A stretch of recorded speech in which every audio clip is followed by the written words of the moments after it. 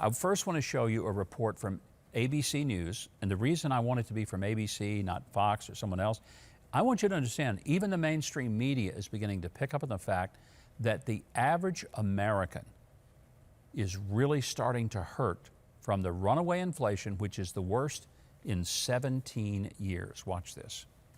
Americans are paying more for everything, from diapers to new cars, up more than 8%, and clothes up more than 3%. And it could get even worse as the holidays approach. With the holidays coming up, you might be wondering if gifts you plan to buy will arrive on time. Americans are looking at shortages on things like toasters, sneakers, bikes, and toys. That's what's happening across America, and this is on groceries, on gas, on gifts for Christmas. So we're seeing incredible hikes in prices. Beef prices up 22%, bacon prices 11%, fruit and vegetable prices up substantially. Now, who is that hurting? It's hurting the people who have the least amount of money, because there are certain things that are fixed expenses. It is projected, for example, that natural gas and propane will go up 50% this winter. If you have to heat your home, and most of us will, that's a big chunk out of your paycheck that doesn't build a room on your house, it doesn't put new clothes on your kids, it doesn't send them to camp or college. All it does is just barely keep you alive from a harsh winter. Now that's inflation, and inflation is a tax on poor people. Understand, if you're making, Joe always says, nobody under $400,000 a year is going to pay anything. That's a lie. Everybody's paying more money for their groceries and gas and what they're going to give people as Christmas gifts. And you know who it hurts the most? People over $400,000 a year income. Doesn't hurt them. They'll be able to absorb it. They're not going to like it, but their lifestyle probably won't be affected. But if you're under that, and especially if you're, working class, you're going to feel it in a huge way, a slap in the face. And so I just want you to understand how bad this is. In the midst of all this, White House Chief of Staff Ron Klain retweeted actually, from a Harvard business professor, which tells you he lives in the world of the elites. And he says, basically, what's happening in the economy is a high-class problem. Jen Psaki, White House Press Secretary, was asked about this. This was her response. White House Chief of Staff Ron Klain retweeted a message yesterday, not once but twice, that inflation and supply chain issues are high-class issues. But some of the sharpest price increases over the last month included products that every American buys: beef products, chicken, eggs, regular unleaded gasoline, laundry equipment, furniture, clothing, the list goes on. Why would Ron Klain tweet that, and would you agree that that's a little bit tone deaf? Do you think 2 tweets means more?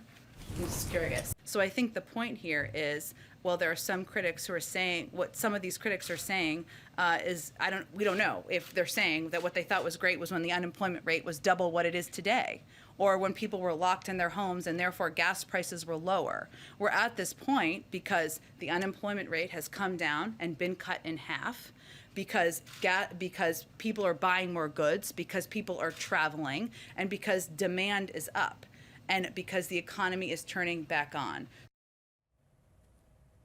Where does she get this stuff? I mean, is she just reaching up into the deep blue sky and grabbing it? It's just stunning when a person shows such an indifference to the people like you, who may be having a real struggle right now. When you go to the gas pump, and what used to cost you maybe $30 to fill up your car, $50. Gasoline prices are up dramatically. I drive by gas stations, I look at the price per gallon, and I'm stunned. I'm remembering that a year ago, it didn't cost that much to buy gasoline. Go to the grocery store, what's the cost of milk and eggs and bread? I'm not talking about the cost of ribeye steaks, which, by the way, are up where most people can't even think about them. But I'm talking about the basic necessities of your grocery list. It's up dramatically. And her reaction to all this is, the economy's doing great. We're just turning it on. And the whole idea about what's happening to the jobless rate, Did she not read her own Labor Department figures that show that what's really happening is that people are dropping out of the labor force? The reason unemployment is low is because they're no longer considered unemployed. They're considered out of the workforce.